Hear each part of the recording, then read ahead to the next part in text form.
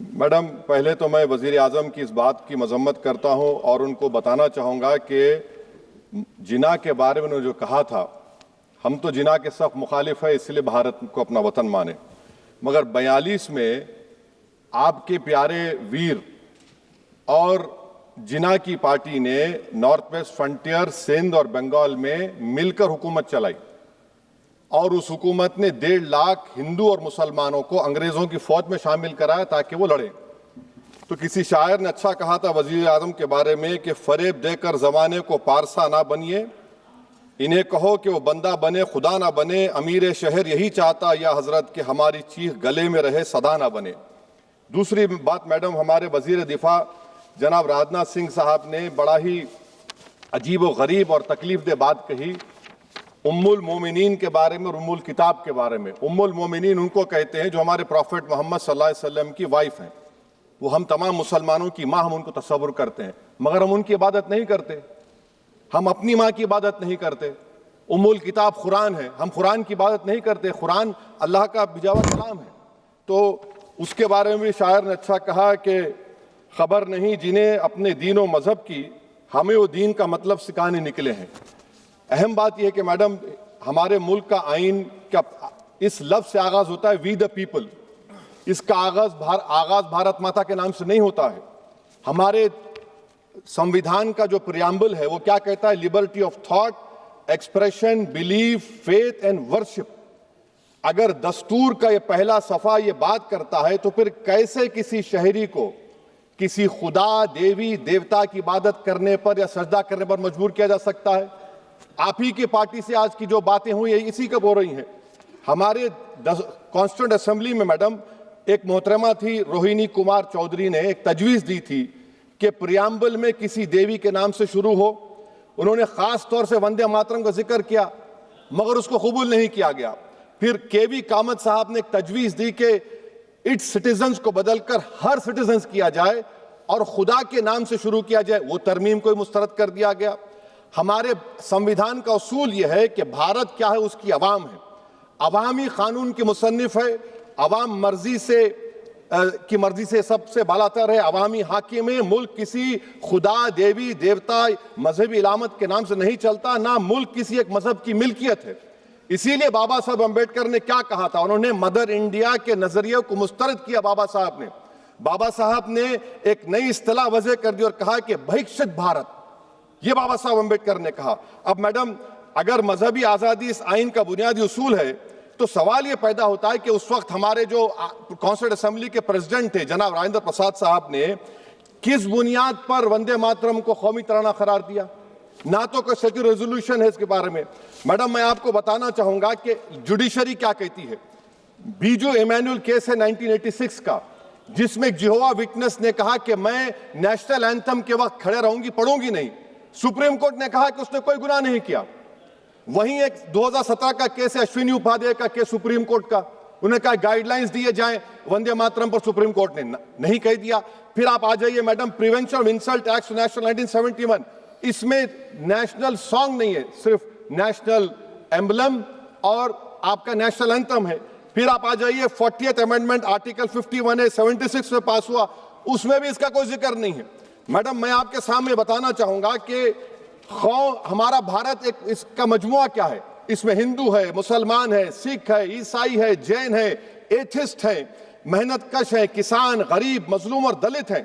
मगर अगर जो तकारीर आज हमने यहां पर सुनी और बाहर जो सुनते हैं, अगर भारत को देवी कहने और उसके आगे सजदा करने, तो दरअसल कौम परस्ती को, वतन से मोहब्बत को मजहब में तब्दील कर रहे और फिर यहां पर बोल रहे कि अगर भारत में रहना है तो वंदे मातरम गाना पड़ेगा। भाई, ये तो संविधान के खिलाफ है, सुप्रीम कोर्ट के जजमेंट के खिलाफ है। अगर वंदे मातरम मैडम कौमियत का मियार है तो फिर सवाल यह है कि हजरत मोहानी की कौमियत क्या थी जिसने इनकलाब जिंदाबाद का नारा दिया? अगर यूसुफ मेहरली ने quit India, Simon go back का नारा दिया तो उसकी कौमियत क्या थी? अगर हैदराबाद से मौलवी अलाउद्दीन जो मक्का मस्जिद का पहला मुजरिम है काला पानी में, और तुरेबाज खान जो मारकर लाश को लटका दिया गया था हैदराबाद में 8 दिन तक, उसकी कौमियत क्या थी? अगर इनायतुल्लाह काफी जो जिहाद का फतवा अंग्रेजों के खिलाफ दिया मुरादाबाद में, जब उनको 2 दिन में फांसी की सजा दी गई, और जब फांसी की सजा के ओर जा रहे हैं तो इनायतुल्लाह मौलाना काफी की जबान पर क्या था? वो रसूलुल्लाह हमारे प्रॉफिट की नात पढ़ रहे थे। क्या पढ़ रहे थे? कोई गुल बाकी रहेगा ना चमन रह जाएगा, पर रसूलुल्लाह का दीन हसन रह जाएगा। तो उनकी कौमियत क्या थी? माल्टा की जेल में महमूदुल हसन, हुसैन अहमद मदनी 6 महीने माल्टा की जेल की ग्राउंड में पड़े रहे, उनकी कौमियत क्या थी? अल्लामा फजल खैराबादी का वो सेल काला पानी का पुकार पुकार कर से पूछ रहा है, जो वहीं पर मर गए, खबर वहां पर है, बताओ मेरी कौमियत क्या थी? मैडम, मैं एक मुसलमान हूं, मैं इस्लाम को मानने वाला बावकार इंसान हूं, और मेरे मजहब की बुनियादी तालीम तौहीद है, ला इलाहा इल्लल्लाह, नहीं है कोई खुदा सिवा अल्लाह के। और कुरान में अल्लाह क्या बोल रहा? इय्याका नअबुदु इय्याका नस्तईन, तुम मेरी इबादत करो, मुझे मानो। मुझे कहां से मिल रहा? आर्टिकल 25 से मिल रहा है। मुझे कहां से मिल रहा है? Liberty of thought, expression, belief, faith and worship से मिल रहा है। तो इसको जोड़ना ये बहुत ही खतरनाक होगा। और हमारे प्रॉफेट मोहम्मद सल्लल्लाहु अलैहि वसल्लम जब मदीने को गए तो उन्होंने उस वतन के लिए दुआ की, कहा कि अल्लाह मदीने की मोहब्बत हमारे दिलों में और इजाफा कर दे, मक्के से ज्यादा कर दे। तो ये इस्लाम, मुसलमान होना, हमारे ईमान में मुल्क की मोहब्बत बीच में नहीं आती, और मुल्क से मोहब्बत है और रहेगी हमेशा, क्योंकि ये अजीम कुर्बानियां यहां पर शामिल है जिन्होंने जंग आजादी में हिस्सा नहीं लिया। आज अगर वो वतन की मोहब्बत का दर्ज देंगे तो बड़ा गलत होगा। मैडम, मैं आपके सामने एक चीज पढ़ूंगा। 1937 रविंद्रनाथ टैगोर ने लेटर लिखा सुभाष चंद्र बोस को। मैं सिर्फ, किसी ने नहीं पढ़ा ये। क्या कहा टैगोर साहब ने? But parliament is a place of union for all religious groups and there the song cannot be appropriate. When Bengali Muslims show sign of stubborn fanatism, we regard it intolerable. When we too copy them and make unreasonable demands, it will be self-defeating. ये मैं इसको ले करूंगा madam, आप देख लीजिए। फिर दूसरी तरफ मैडम आप आ जाइए, मैं यहाँ पर बैठकर, हाँ, जितने तकारीर यहाँ पर हुए सब जनगण मन पर तनकीद किए। तो मैडम मुझे ये कहना पड़ेगा कि जनगण मन पर आप लोग इतनी तकलीफ क्यों उठा रहे हैं? आखिर इतनी तकलीफ क्यों है? तो मैं जब जाकर देखा तो मुझे 28 दिसंबर का ऑर्गेनाइजर मैगजीन का आर्टिकल मिला, जिसमें ऑर्गेनाइजर लिखता है कि what is the moral sanction behind government choice of Jana Gana Mana, except that it can be made an item of entertainment at the sumptuous parties thrown by government officials. आप बताइए, इसका बोलेंगे आप? और फिर उसके काइंड कैसा करते हैं? It will mean we can not love our motherhood. Madam please, it will mean that Vande Mataram is buried alive with the word Jan Gan Mana on the tombstone, for the tomb will also be of Jan Gan Mana of the will of the people. इस पर आप क्या बोलेंगे? Madam, मैं आपको ये बताना चाह रहा हूं कि वतन की मोहब्बत हमारे लिए बहुत अहम है, मगर ये बताइए हमको कि अभी मैडम यहाँ पर आनंद मठ के बारे में बहुत कुछ कहा गया। मैं सिर्फ 2 मिसालें आपको देता हूं। आनंद मठ के पेज नंबर 70 और 80 को पढ़ लीजिए। इसके बाद सनातन जहां मुसलमानों के घर पाते थे, इन्हें आग लगा देते थे। आप पेज नंबर 98 पढ़िए, हमें सिर्फ इन मुसलमानों को जड़ से खत्म करना है क्योंकि खुदा के दुश्मन बन चुके हैं। फिर आप पेज नंबर 115-16 दीजिए। फिर मुख्तलिफ इलाकों में मुसलमानों को सदा देने के लिए भेजे जाते, जहां मुसलमान आबादी नजर आती जला दिया जाता। फिर आप देख लीजिए मैडम, सफे नंबर 120 पेज 120, बंकिम लिखते हैं कि सनातियों को मालूम नहीं था कि अंग्रेज हिंदुस्तान को निजात दिलाने वाले हैं। ये आप क्यों कर रहे हैं? अब आप मैडम, मैं आपको पेपर्स दे कर दूंगा। मैडम, भारत में हमारी आजादी इसलिए आई और बरकरार रही कि हमने मुल्क और मजहब को एक चीज नहीं बनाया। हमने ऐलान किया कि हमारी मुल्क मुख्तलिफ तबकात मज़ाहिब पर मुश्तमिल है। हमारे मुश्तरका तकदीर हमारी कौमियत का सरचश्मा है। यह खास जबान, सखावत, मजहब नहीं है।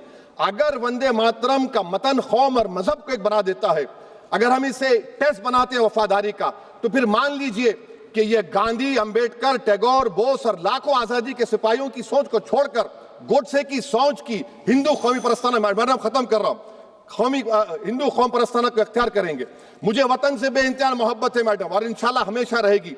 मगर बावजूद इसके कि मेरी मस्जिद, मेरी इबादत गाह, मेरे कपड़े, मेरे कारोबार पर हमले होते, मगर मैं फिर भी कहता हूं कि वतन मेरा, हर वतन को हम छोड़कर नहीं जाएंगे। मगर हुब्बुल वतनी का क्या मुतालबा है? हुब्बुल वतनी ये कहता है कि वतन से मोहब्बत है तो जुल्म को खत्म करो, गरीबी को खत्म करो, बेरोजगारी को खत्म करो, जबर का खात्मा करो, अमन का गहवारा बनाओ, पाकिस्तान की दहशतगर्दी को खत्म करो, एक्सप्लॉयटेशन को रोको, शरारत को रोको, मुल्क के खिलाफ की जाने वाली साजिश खत्म करो। मैडम, भारत एक चमन है जहां पर हर फूल को खिलना चाहिए। और अगर कोई इस फूल के अगर पूरे फूल खिलेंगे तो उसकी खुशबू से ये वतन मौतर होगा, मगर अगर इस चमन का माली ये कहेगा कि एक ही फूल खिलेगा, तो मैं जिम्मेदारी के साथ कह रहा हूं, अगर एक ही फूल खिलेगा तो वो सहरा बन जाएगा और माली माली नहीं रहेगा, वो जल्लाद कहलाएगा। तो इसीलिए मैडम हम उम्मीद करते हैं कि हुकूमत इस पर जोर जबर ना करे। मेरा राइट है, यकीनन मैं जानता हूं कि आजादी के लड़ाई में वंदे मातरम का नारा था, मगर अगर आप इसको जबर करेंगे तो ये संविधान के खिलाफ है। वफादारी का सर्टिफिकेट हमसे मत लीजिए मैडम, खत्म कर रहा हूं। वफादारी का सर्टिफिकेट हमसे मत लीजिए। आपके बुजुर्गों के कोई एक किताब में लिख के क्या लिखा है बता दीजिए, कहां पर क्या लिखा हुआ है। तो मैं मैडम मैं इस शेर पर अपनी बात को खत्म कर रहा हूं मैडम, मैं इस शेर पर अपनी बात को खत्म कर रहा हूं मैडम, मैं अपनी बात को खत्म कर देता हूं मैडम, क्योंकि आप बहुत जल्दी में हैं।